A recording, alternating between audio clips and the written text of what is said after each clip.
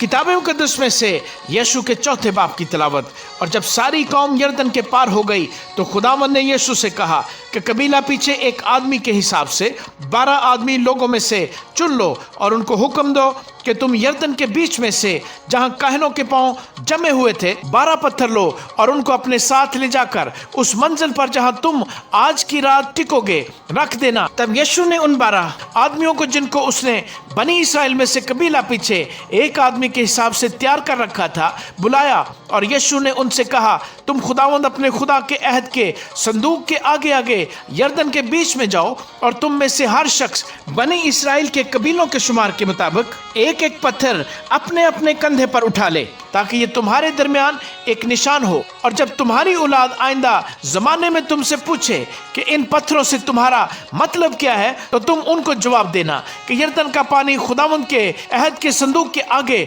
2 हिस्से हो गया था, क्योंकि जब वो यरदन पार आ रहा था तब यरदन का पानी 2 हिस्से हो गया। यूं ये पत्थर हमेशा के लिए बनी इसराइल के वास्ते यादगार ठहरेंगे। चुनाचे बनी इसराइल ने यीशु के हुक्म के मुताबिक किया और जैसा खुदावंद ने यीशु से कहा था, उन्होंने बनी इसराइल के कबीलों के शुमार के मुताबिक यरदन के बीच में से 12 पत्थर उठा लिए और उनको उठाकर अपने साथ उस जगह ले गए जहां वो टिके और वहीं उनको रख दिया। और यीशु ने यरदन के बीच में उस जगह जहां अहद के संदूक के उठाने वाले काहनों ने पांव जमाए थे 12 पत्थर नस्ब किए। चुनाचे वो आज के दिन तक वही हैं, क्योंकि वो काहन जो संदूक को उठाए हुए थे यरदन के बीच ही में खड़े रहे जब तक उन सब बातों के मुताबिक जिनका हुक्म मूसा ने यीशु को दिया था, हर एक बात पूरी ना हो चुकी, जिसे लोगों को बताने का हुक्म खुदावंद ने यीशु को किया था। और लोगों ने जल्दी की और पार उतरे। और ऐसा हुआ कि जब सब लोग साफ पार हो गए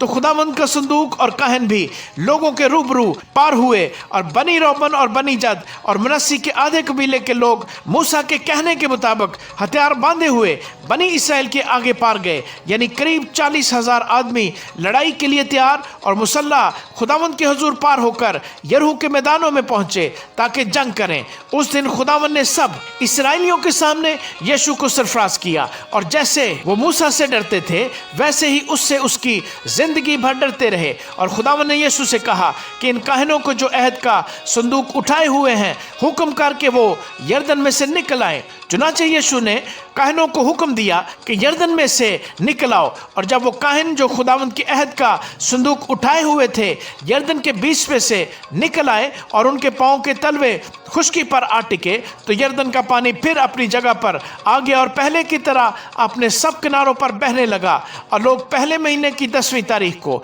यरदन में से निकलकर यरीहो की मशरकी सरहद पर जलजाल में खमज़न हुए। और यीशु ने उन 12 पत्थरों को, जिनको उन्होंने यरदन में से लिया था, जलजाल में नस्ब किया। और उसने बनी इसराइल से कहा कि जब तुम्हारे लड़के आइंदा ज़माने में अपने अपने बाप दादा से पूछें कि इन पत्थरों का मतलब क्या है, तो तुम अपने लड़कों को यही बताना कि इसराइली खुश्की खुश्की होकर इस यरदन के पार आए थे, क्योंकि खुदावंद तुम्हारे खुदा ने जब तक तुम पार ना हो गए यरदन के पानी को तुम्हारे सामने से हटाकर सुखा दिया, जैसा खुदावंद तुम्हारे खुदा ने बहरे कुलज़म से किया कि उसे हमारे सामने से हटाकर सुखा दिया जब तक हम पार ना हो गए, ताकि ज़मीन की सब कौमें जान ले कि खुदावंद का हाथ कवी है और वो खुदावंद तुम्हारे खुदा से हमेशा डरती रहीं। आमीन।